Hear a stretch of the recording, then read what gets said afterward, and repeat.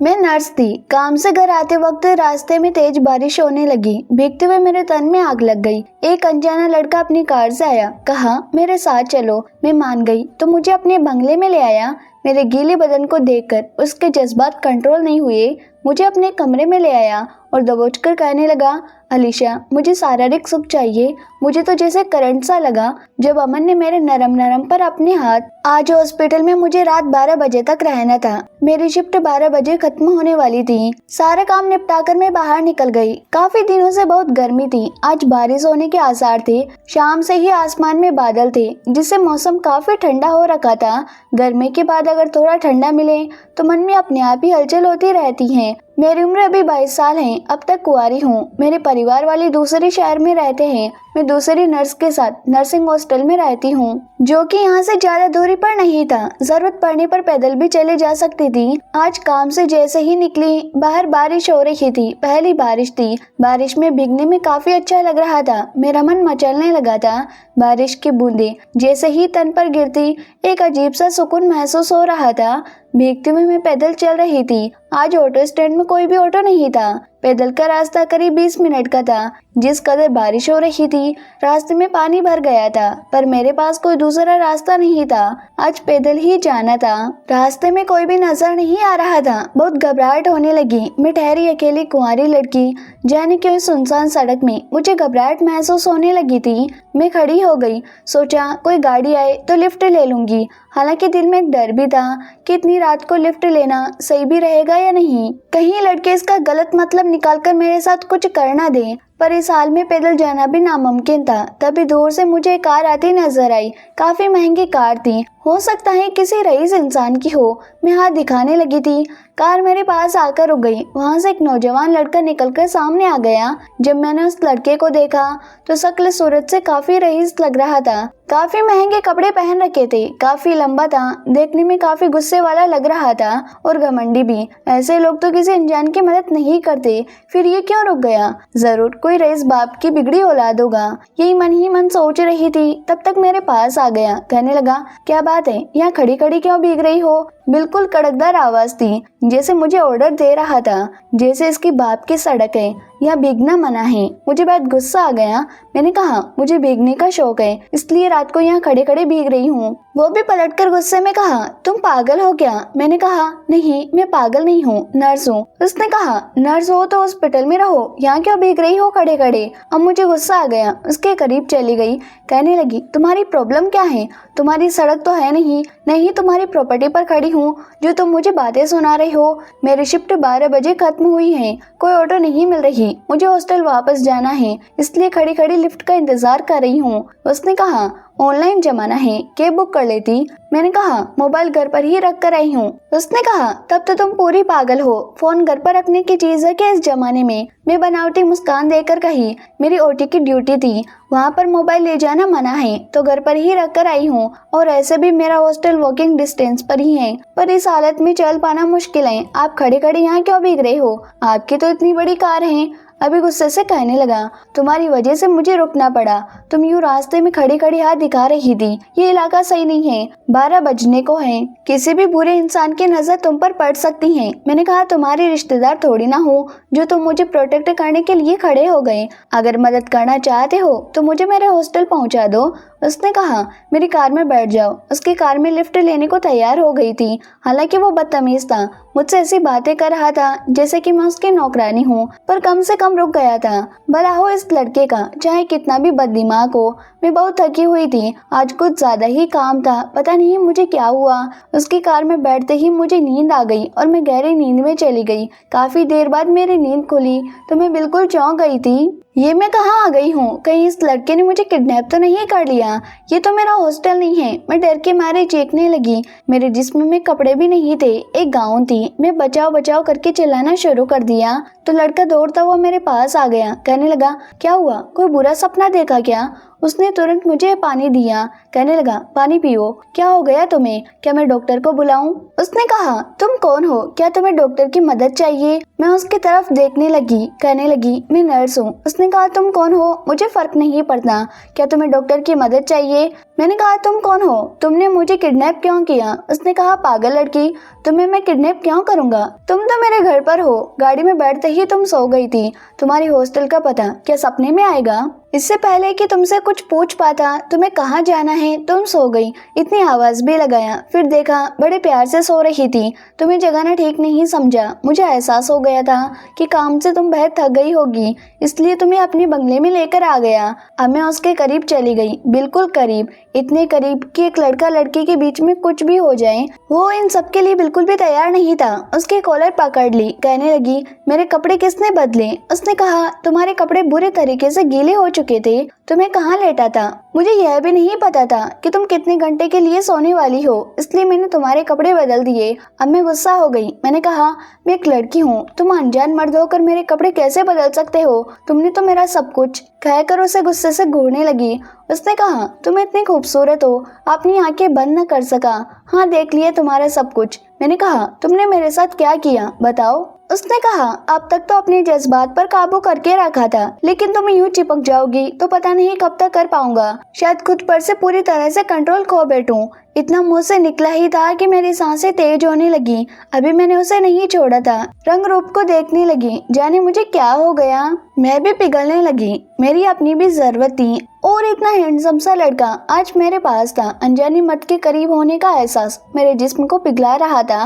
मन कर रहा था उसकी बाहों से लिपट जाऊं, अपना सब कुछ उसे सौंप दूं। मेरे लिए भी अपने जज्बात पर काबू कर पाना मुश्किल हो गया था। अचानक उस लड़के ने मेरा हाथ पकड़ लिया। कहने लगा, तुम्हारा नाम क्या है? मैंने कहा, मेरा नाम अलीशा है। उसने कहा, अलीशा, तुम देखने में बहुत ही खूबसूरत हो। बेहतर होगा मुझे छोड़ दो। यूं मुझे अपने करीब खींचोगी, मैं ठहरा मर्द अपना काबू न खो बैठूं।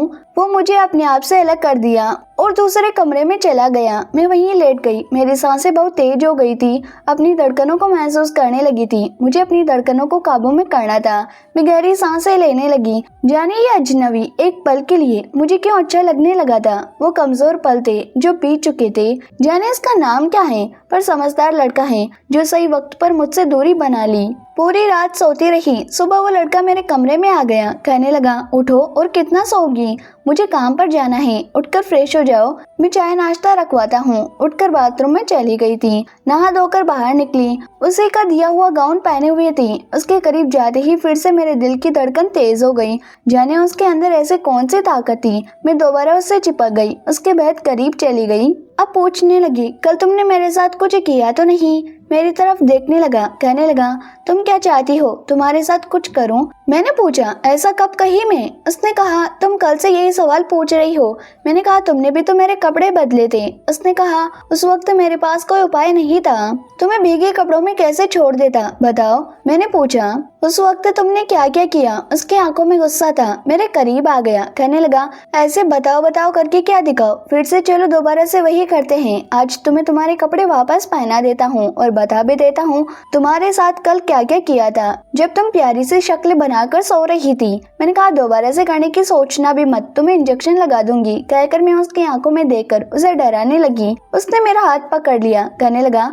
मैं तुमसे नहीं डरता अलीशा, तुम शायद नहीं जानती मैं कौन हूँ। मैंने कहा, तुम बताओगे नहीं तो मैं कैसे जानूंगी तुम कौन हो? हाँ, इतना पता लग चुका है, तुम बहुत ही घमंडी और अकड़ू इंसान हो। उसने कहा, मुझे घमंडी अकड़ू मत कहो, मैं ही तुम्हें कल रात को लिफ्ट दिया था। मैंने कहा, तुम खुद ही आ गए थे। तुम खूबसूरत लड़की देखी नहीं कि पीछे पीछे आ गए। वो कहने लगा, तुम अपने आप को कोई खूबसूरत और बड़ी मत समझो। बहुत लड़कियां मेरे पीछे पीछे घूमती रहती हैं। मेरा नाम अमन है और मैं बेहद रईस इंसान हूँ। मैंने कहा, हाँ जाओ उनके पीछे, मुझे क्या? कहकर मैं कमरे में आ गई। मेरे कपड़े अमन ने सुखा रखे थे। मैं उसे पहनने लगी। अच्छे से तैयार होकर मैं निकलने लगी। जाने मेरे दिल में क्यों एक खालीपन सा था। अमन को छोड़कर जाने का मेरा जरा भी दिल नहीं कर रहा था, पर वो ठहरा अमीर आदमी। मैं बाहर निकल आई। मैंने कहा, अब मैं चलती हूँ, शाम की ड्यूटी है, तुम्हें शायद अभी ऑफिस जाना है। उसने कहा, तुम्हें तुम्हारे हॉस्टल तक ड्रॉप कर दूंगा। वो मेरे साथ निकलने लगा। जैसे ही मैं उसके कार में बैठी सोचने लगी, कल तो बैठते ही मैं सो गई थी। अगर ना सोई होती तो अमन के पास आने का मौका न मिलता। उसने मुझे मेरे हॉस्टल का पता पूछा तो मैंने उसे बता दिया। उधर जाने ही लगा था, अचानक उसके पास किसी की कॉल आ गई। फोन पर काफी परेशान नजर आने लगा, फिर कहने लगा, अलीशा मैं तुम्हें हॉस्टल नहीं छोड़ सकता, तुम्हें मेरे साथ चलना पड़ेगा। मैं उसकी ओर देखने लगी, कहने लगी, क्या हो गया? वो बोला, मेरी माँ अचानक बीमार हो गई है, हमने डॉक्टर को बुलाया है, पर तुम चलो, अगर सच में नर्स हो तब चलो, वरना तुम्हारा कोई काम नहीं। क्या पता मुझे जैसे हैंडसम लड़के को देखकर अपनी झूठी प्रोफेशन ना बताई हो। मैंने उसे हल्के से मारते हुए कहा, मैं झूठी प्रोफेशन क्यों बताऊंगी, मैं हॉस्पिटल में काम करती हूँ। मैं उसके साथ उसके घर पर आ गई थी। उस बंगले में शायद उसके पेरेंट्स रहते थे, बहुत ही बड़ा बंगला था। उसकी माँ के पास पहुँचे, डॉक्टर भी पहुँच चुके थे। उसकी माँ अमन की तरफ देखने लगी, फिर मेरी तरफ। अमन उसकी माँ के पास चला गया। उसकी माँ पूछने लगी, बेटा ये कौन है? उसने कहा, माँ ये अलीशा, ये नर्स है, मेरी दोस्त है, इसे मदद के लिए बुलाया हूँ। उसकी माँ अमन की तरफ देखकर मुस्कुराने लगी, कहने लगी, सिर्फ दोस्त है या तुम्हारी गर्लफ्रेंड है? उसकी माँ के मुंह से ये बात सुनते ही वो शर्माने लगा, कहने लगा, माँ ये कैसी बातें कर रही हो? डॉक्टर ने उसकी माँ को दवाइयाँ दे दी और मुझे भी समझा दिया था। अमन कहने लगा, आज तुम मेरी माँ के साथ रुक जाओ। मैंने कहा, मेरी इवनिंग शिफ्ट है, मुझे हॉस्पिटल जाना ही होगा, वहाँ से छुट्टी नहीं ले सकती, मेरी जिम्मेदारी है। लेकिन तुम कहो तो शाम तक किसी नर्स का अरेंजमेंट करवा दूंगी, मेरी किसी सहेली को बोल दूंगी, वो यहाँ आ जाएगी। अमन भी अपनी माँ के साथ ही रुक गया था। शायद उसकी माँ को डिहाइड्रेशन हो गया था, उनका पेट खराब चल रहा था। अगर हालत और बिगड़ी तो उन्हें एडमिट करवाना पड़ जाएगा। मुझे नजर रखना था। मैं दिन भर उनके साथ ही रही। शाम को मेरी एक दोस्त उनकी ड्यूटी करने आ गई तो मैं वापस अस्पताल जाकर अपनी ड्यूटी करने लगी। अब मैं अमन के बारे में ही सोचने लगी। मेरे दिल में उसी का ख्याल बार बार आ रहा था। 12 बजे मेरी शिफ्ट खत्म हुई तो मैं फिर से अस्पताल से निकल गई। सोचा ऑटो पकड़ लेती हूँ, काफी थक चुकी थी। लेकिन एक कार आकर मेरे सामने रुकी। देखते ही मैं समझ चुकी थी कि अमन की कार है। उसकी कार में बैठ गई। उससे कहा, मुझे हॉस्टल ड्रॉप कर दो।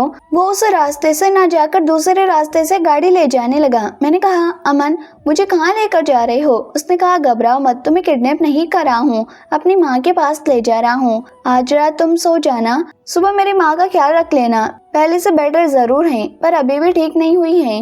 मैं अमन के साथ जाने कैसे बंधन में बंध गई थी। उसके साथ मुझे अच्छा लगता है। मैं जानती थी ये ख्याल मुझे अपने मन में नहीं लाना चाहिए। मैं गरीब लड़की हूँ, एक मामूली नर्स, और ये करोड़पति बिजनेसमैन है। हमारे बीच में तो कोई मेल ही नहीं है। फिर भी मेरे दिल में बस उसी का ख्याल आता।